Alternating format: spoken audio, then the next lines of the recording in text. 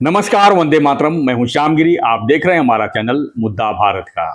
मुद्दा भारत का यानी मुद्दा है आपका। मुद्दा है महाराष्ट्र की राजनीति का। या महाराष्ट्र की राजनीति में इस समय शरद पवार जी का नाम काफी चर्चा में है। जी हाँ, पवार साहब जो इस समय उनके नेता, जो बड़े नेता हैं, जयंत पाटिल जी हैं, जितेंद्र आव्हाड हैं, इसके अलावा सुमित्रा पवार जी जो मुख्यमंत्री हैं, पार्थ पवार, कोई देवेंद्र फडणवीस से मिल रहा है, कोई एकनाथ शिंदे जी से मिल रहा है। लेकिन इसके पीछे कारण क्या है? क्या कारण है कि ये विपक्ष के लोग अब सत्ता पक्ष से मिल रहे हैं, खासकर शरद पवार जी। अटकलें खूब चल रही थी कि शरद पवार जी एनडीए में शामिल हो रहे हैं।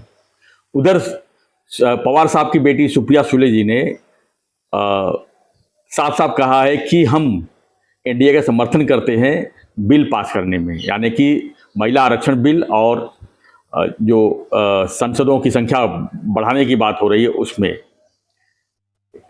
तो अब सवाल ये उठता कि आखिर में इस समय जो महाराष्ट्र की राजनीति में जो हलचल थोड़ी चल रही है, इसके पीछे की राजनीति क्या है? क्या पवार साहब के ऊपर लोग भरोसा कर पाएंगे?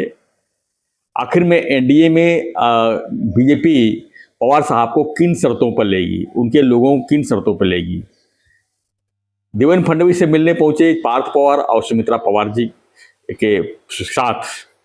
उसके बाद नंदनवन में एकनाथ शिंदे जी से मिलने पहुंच गए जितेंद्र आव्हाड और जयंत पाटिल जी। दोनों में पौना घंटा जो है विस्तृत चर्चा हुई। क्या चर्चा हुई पता नहीं, उन्होंने कैमरे सामने साफ साफ कह दिया ये हमारा राजनीतिक मिलाप नहीं था। अरे भाई, राजनीतिक मिलाप नहीं था तो आखिर में पौना घंटा क्या डिस्कस करने के लिए गए थे? किसी शादी तो है नहीं जो कार्ड देने पहुंच गए, या कोई फंक्शन तो है नहीं जो निमंत्रण करने के लिए पहुंच गए। जितेंद्र आव्हाड और एकनाथ शिंदे जी की अगर हम बात करें, दोनों एक दूसरे के पड़ोसी हैं। दोनों एक साथ 2019 में जब एमबीए सरकार बनी थी तो दोनों मंत्री थे। जितेंद्र आव्हाड जी होम मिनिस्टर थे और एकनाथ शिंदे जी कैबिनेट मिनिस्टर थे, जो इस शहर विकास मंत्रालय। तो ऐसे में क्या जितेंद्र आव्हाड जी हो चाहे जयंत पाटिल जी हो, एकनाथ शिंदे जी से मिलकर क्या गुड़ खिला रहे होंगे? क्या एनडीए में शामिल होने के लिए बीजेपी ने कहा होगा कि एकनाथ शिंदे जी से एनओसी लेके आओ? खैर, इसके पहले जब सेशन चल रहा था तो पवार साहब भी एकनाथ शिंदे जी से मिलने पहुंचे थे। तो इसका गणित क्या लगाया जाए? क्या पवार साहब शिवसेना के साथ जाने के लिए तैयार हैं? आखिर में बैकग्राउंड चल क्या रहा है? चल तो ये भी रहा है कि देवेंद्र फडणवीस जी केंद्र में जाने वाले हैं और एकनाथ शिंदे जी मुख्यमंत्री बनने वाले हैं। जितनी मुंह उतनी बातें हो रही है इसमें महाराष्ट्र की राजनीति में। वैसे 2019 के बाद तो महाराष्ट्र में क्या होने वाली है, जो सुबह क्या होगा शाम को क्या होगा, किसी को कुछ पता नहीं होता है। पक्ष क्या है, विपक्ष क्या है, किसी को पता। संजय राउत को छोड़कर विपक्ष महाविकास आघाड़ी में जितने लोग हैं, कांग्रेस को तो साइड कर दीजिए, अगर महाविकास आघाड़ी की बात करें तो संजय राउत को छोड़कर हर नेता अपनी अपनी जुआड़ में लगा हुआ है। और शरद पवार जी के बारे में अगर हम कहें तो ये कहना कोई गलत नहीं होगा कि मैं अनाड़ी तू खिलाड़ी, क्योंकि इस समय शरद पवार जी सबको खिलाड़ी बना रहे हैं और खुद को अनाड़ी बनाकर बैठे हुए हैं। लेकिन जब भी महाराष्ट्र की राजनीति में कुछ भूचाल आती है तो बैकग्राउंड में पवार साहब रहते ही हैं। 2019 की ले लीजिए, रातों रात जब सरकार बनी थी देवेंद्र फडणवीस और अजीत पवार की, तो यही पवार साहब ने अजीत दादा को भैया था 55 विधायकों का सिग्नेचर लेके सरकार बन गई रातों रात। लेकिन वही पवार साहब फिर बैक टू पेविलियन भी हो गए। जब संख्या बल की बात आई तो मुकर गए और सरकार गिर के फिर महाविकास आघाड़ी सरकार बनी। तो पवार साहब के ऊपर कौन भरोसा कर सकता है? क्या पवार साहब भरोसे के लायक नहीं है? इसके लिए उन्होंने अपने नेताओं को जो है कभी एकनाथ शिंदे जी के पास, देवेंद्र फडणवीस जी के पास भेज रहे हैं। इसका अर्थ तो यही लगाया जा सकता है। जो भी हो, इस समय एनडीए यानी कि केंद्र सरकार एनडीए के तहत अपना संख्या बल मजबूत करना चाहती है, क्योंकि उन्हें आने वाले समय में 2029 के पहले कई विधेयक कई बिल पर पास कराना है। जैसे महिला आरक्षण तो है ही, इसके अलावा जो परिसीमन परिसीमन बिल जो है पास कराना है, जिसमें 850 लोकसभा सांसद हो जाएंगे। और उसमें आरोप भी लगा था कि इसमें उत्तर उत्तर विभाग की तरफ ज़्यादा फायदा होगा, दक्षिण तरफ जो है फायदा नहीं होगा। लेकिन इसमें कुछ न कुछ संशोधन करके इस बिल को पास कराना है, इसीलिए एनडीए की संख्या बल को बढ़ाया जा रहा है। पवार साहब के पास 8 सांसद हैं। अगर पवार साहब एनडीए में आते हैं तो उनके 8 सांसद जो है सपोर्ट में हो जाएंगे। 6 सांसद उबाटा से पहले ही टूट चुके हैं, जो कि एनडीए में आ चुके हैं।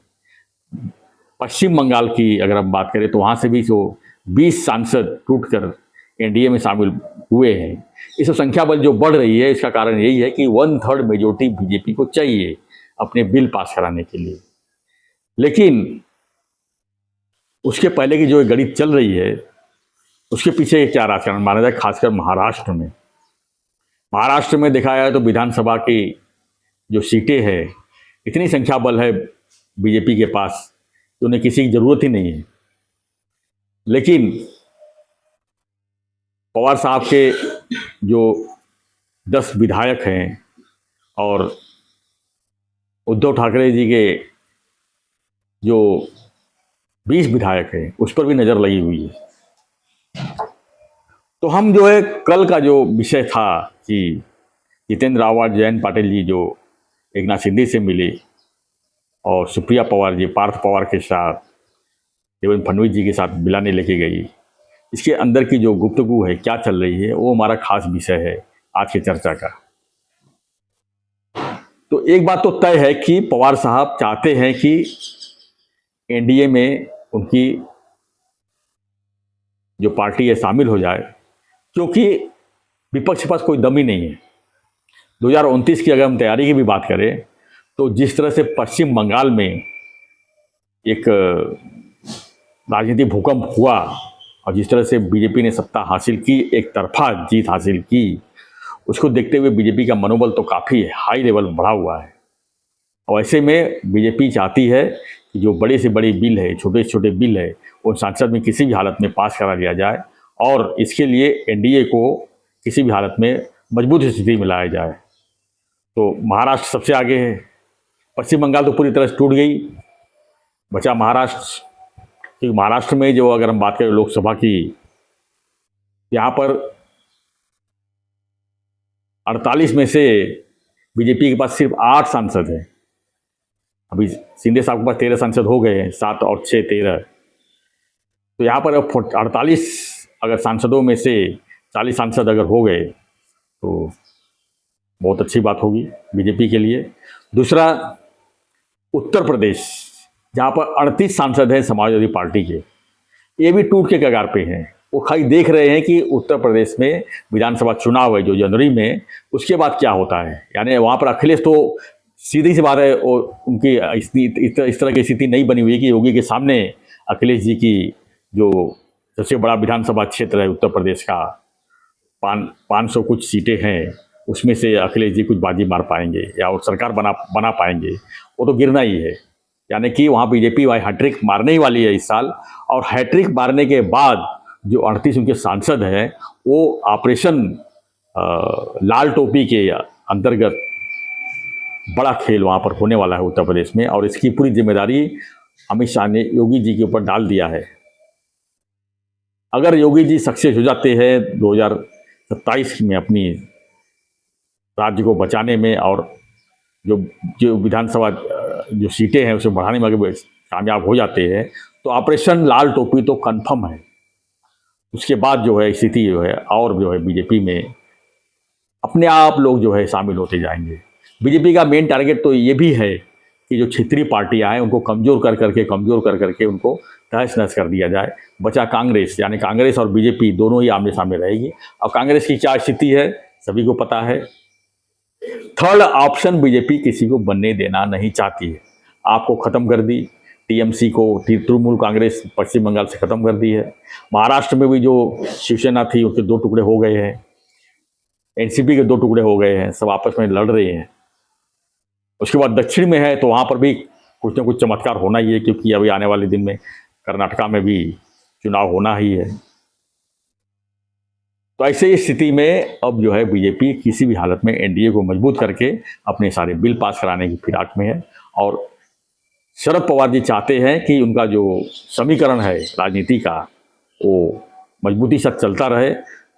अगर उनके सांसद 8 हैं जो चले गए, उनके विधायक 10 हैं चले गए, तो कहानी उनकी खत्म हो जाएगी।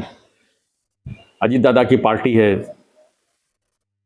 सुमित्रा जी जो है उसको अच्छी तरह से हैंडल कर रही है और राज्य में बनी हुई है उप मुख्यमंत्री के साथ। तो ऐसे में पवार साहब का क्या होगा, उनकी बेटी का, सुप्रिया जी का क्या होगा, उसको लेकर पवार साहब बड़ा गेम प्लान करने की तैयारी में जुटे हुए हैं। और इसका एक ही है रास्ता कि शरद पवार जी एनडीए में शामिल होना चाहते हैं और एक मजबूती के साथ शामिल होना चाहते हैं। यही कारण है कि जितेंद्र आव्हाड जी और जयंत पाटिल जी दोनों मिलकर जो है एकनाथ शिंदे जी के पास गए और देवेंद्र फडणवीस के बाद पार्थ पवार और सुमित्रा जी गई। बैकग्राउंड में और भी कुछ चीज़ें चल रही है जो सामने आएंगी आने वाले दिनों में। तो इतना तो तय माना जा रहा है कि पवार साहब का जो गेम है, मैं अनाड़ी तू खिलाड़ी, जो स्थिति से में चल रही है उनकी, वो साफ साफ संदेश यही दे रही है कि उनका जो झुकाव जो है एनडीए की तरफ जाना तय है। फ्रेंड्स, आपकी क्या प्रतिक्रिया इस पर, आपको क्या लगता है इस विषय पर, हमें कमेंट बॉक्स जरूर लिखिए और बने रहिए हमारे साथ, देखते रहिए हमारा चैनल मुद्दा भारत का। चैनल को लाइक, शेयर और सब्सक्राइब जरूर करें। धन्यवाद। जय हिंद।